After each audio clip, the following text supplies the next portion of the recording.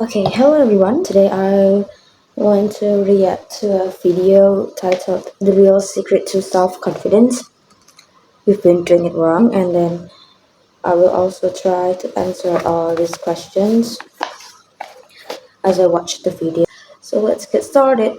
Oh, for a note, a little note, I think I'm going to skip the part that I'm trying to understand uh, the meaning or the point of the idea of this video of what this or what those of what the speaker said. I will try to skip it. I mean, like, I will try to put it on times to speed, and then I will answer. I will react or I will answer the question. Okay, let's go. Told you that self-confidence isn't what you think it is. It's not about appearing bold or loud or impressive. It's something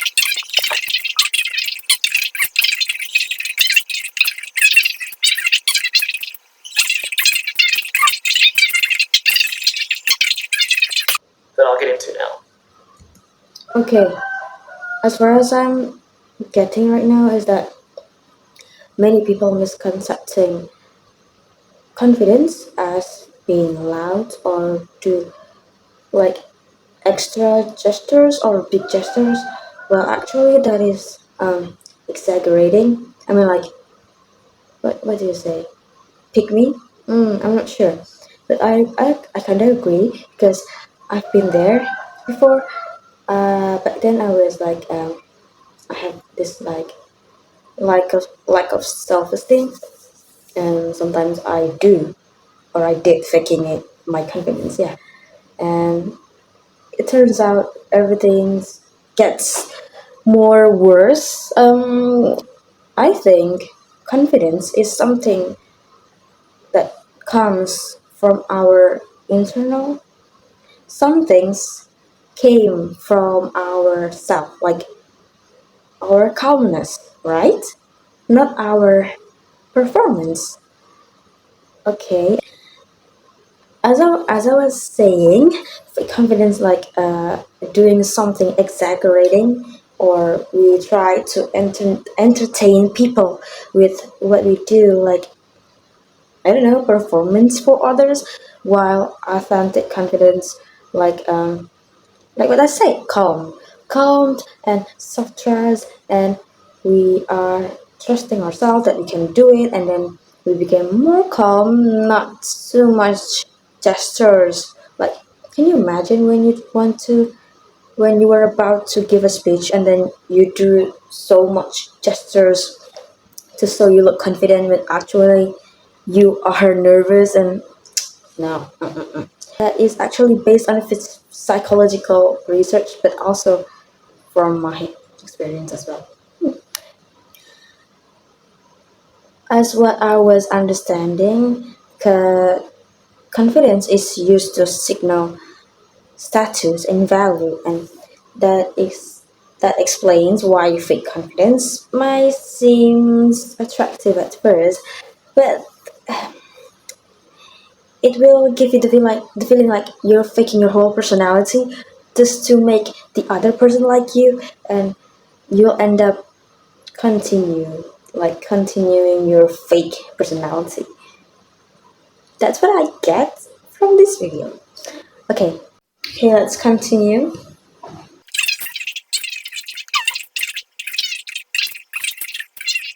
You'll still Wait, let me pause a little bit. I agree.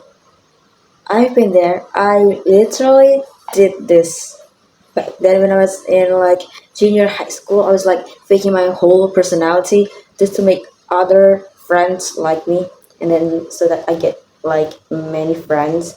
But actually, it creates anxiety in me. I feel like if I shows them my true self, they will like, I know, they will try to push me away, I think. And that's the first reason. And then it is emotionally exhausting. Yeah, it is. I have like this one experience that I actually don't want to talk about it, but the point is while I'm trying to fake my confidence, and also it also affects my fake personalities, I tend to try to entertain people emotionally, and I will like give my emotional support, or like what is it, emotional connection, emotional support to them while I'm doing my fake personality, and that is exhausting. I think they know that I was faking my personality. I can feel that people, their confidence is inauthentic. They're like faking it. I can feel it, and I reflected to myself eventually. Okay, let's continue. Yes, what did you say earlier? I mean, when you're trying to fake your personality, people understand that you are being dishonest to them. Yes, one of my friends said this like directly to me. She was like, "Oh, when you were like her, you talk about A, and when you were with me, you talk about B. Why though? Don't you think like we can like the same thing?" And I was like, "Dang it!" So she knew, and she can just like directly say that. And at that moment, I was like silent. So I was like, I reflect to myself after that day. I always try to not faking my personality, and because I realized it like too late, I was anxious, like really anxious. Going to school, I was anxious. I mean, like these people knew that I was faking my personality. Oh my god, what should I do? Jeez, okay, let's continue. And regret. But I regret faking my whole personality. I regret faking my confidence, like really.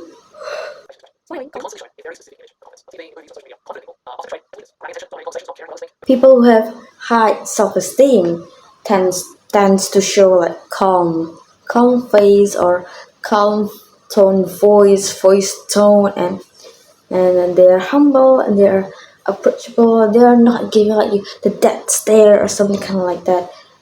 I can imagine it. I think I saw one like genuine character that have a positive or healthy confidence from a movie, but I forgot. Guys, I just found the character I assume has this perfect, what do you call, picture of true self-confidence, the Chronicles of Narnia. And do you know this character named Aslan? Yeah, I like that. Even though he's a lion, but still, if you imagine him to be a human, to become a human, and then he always talks like this calmly. He always think straight, and what is it? He is not arrogant. Like he's really calm, powerful, and what is this? Aslan doesn't shout. He prove himself or show off his power. That's how you shows that you are confident enough. Narnians pay huge respect to him. Okay, so chocolate cake means narcissistic confidence, right?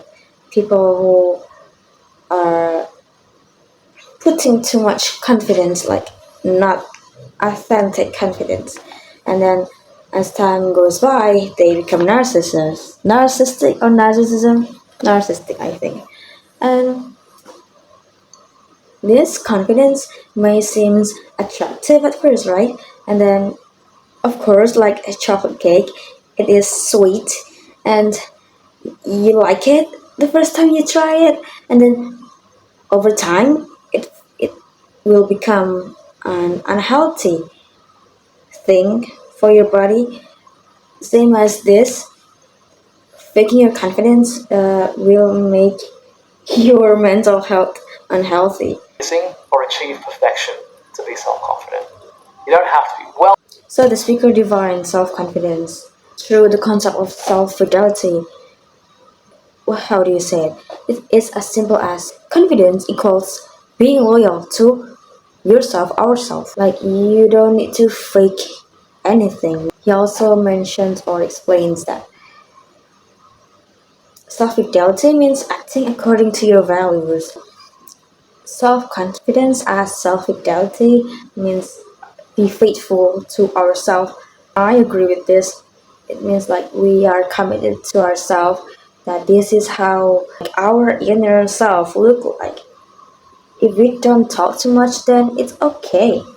It means you're valuing yourself and it is a part of your own confidence, right? Self fidelity means being loyal to ourselves and acting according to our values and also not performing to satisfy or seeking approval from the others, right? I like this guy. How authentically create deeper relationship. Well, actually, I agree with the speaker. I learned that we need to stop being a people pleaser, like even to our partner, because we when we love someone, we feel like we have connection with them, right? And then we don't want to loosen this connection just because we have different opinions from them, and we may also have like this different idea of love, right?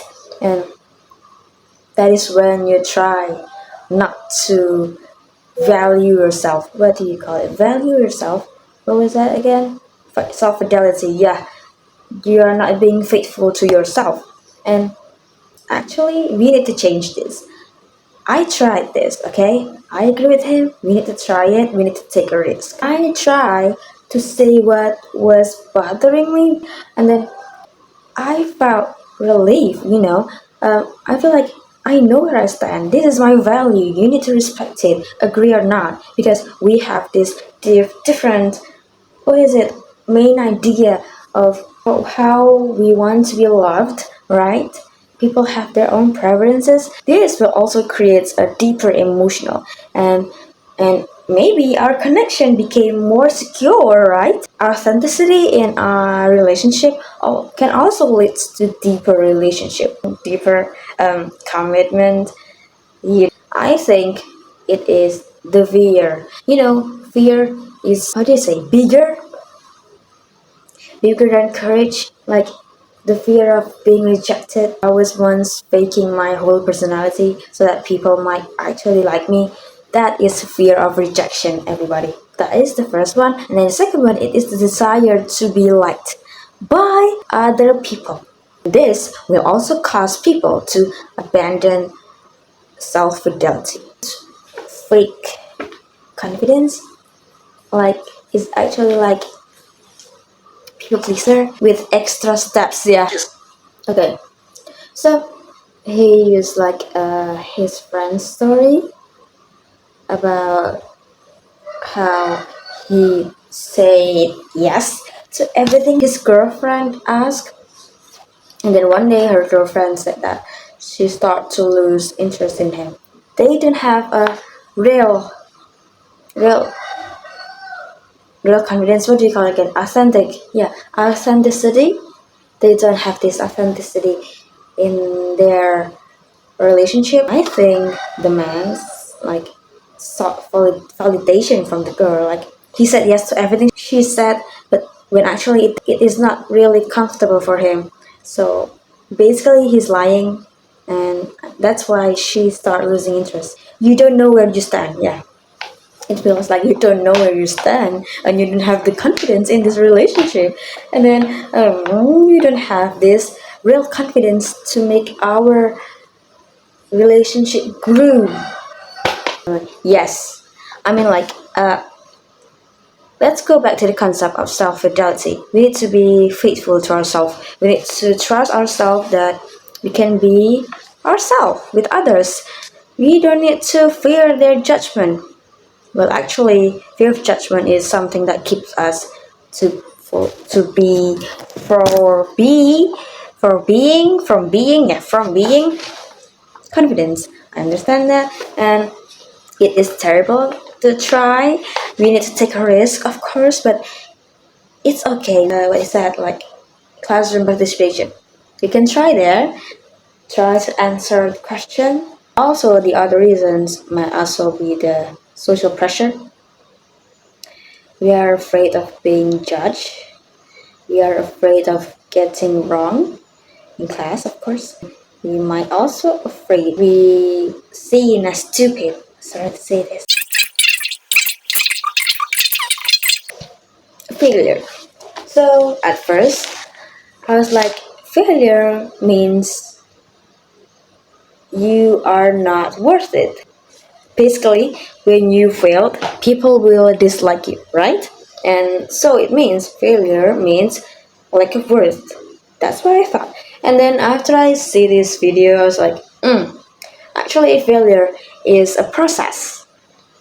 Yes, to learn our self fidelity, our trustfulness. What is it? Faithfulness to ourselves.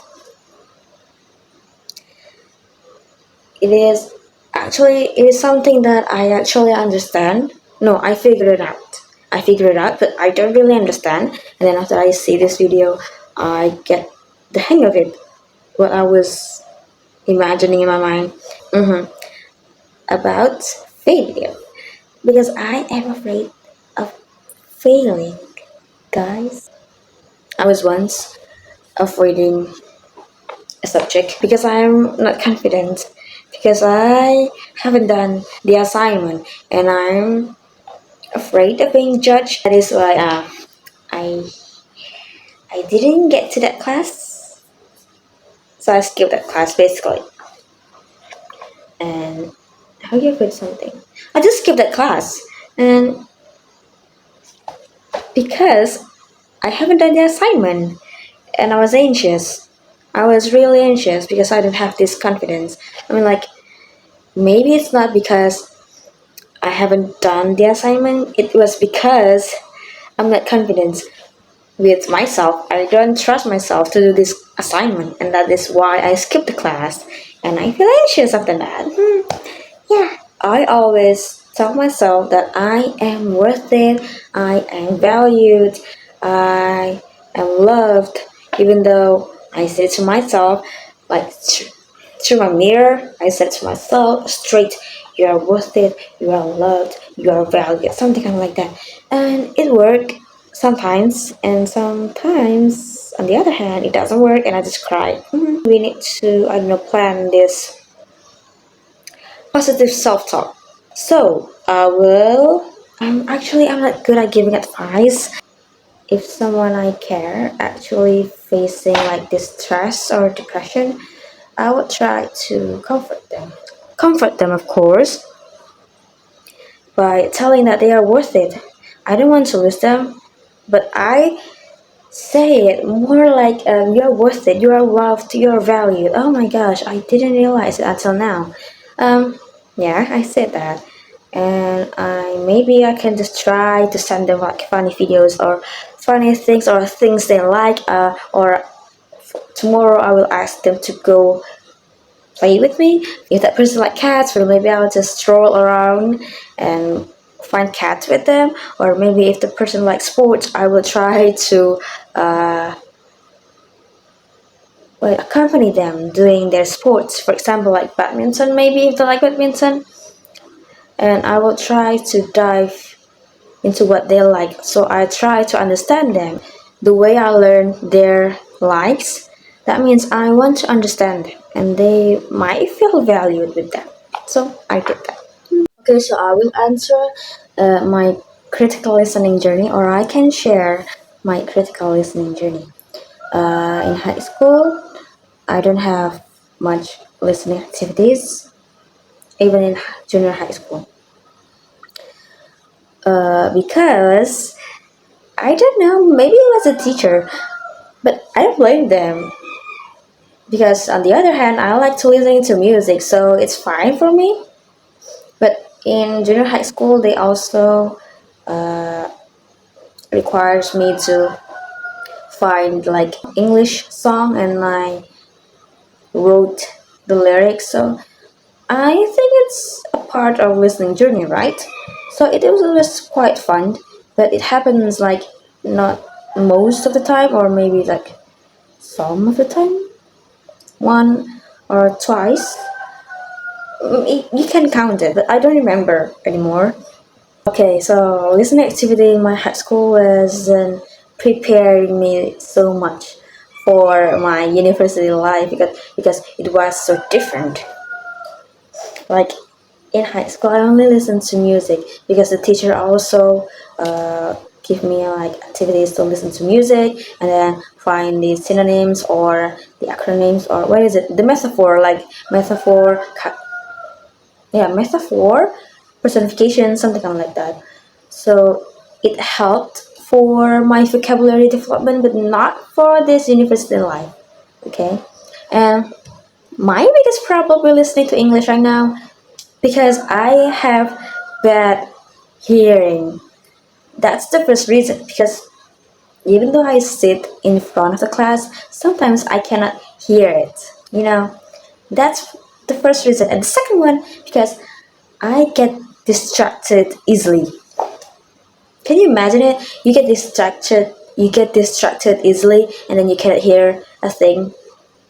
Like, I get distracted easily, and then I forgot what I was hearing. And my hearing is not that good anymore.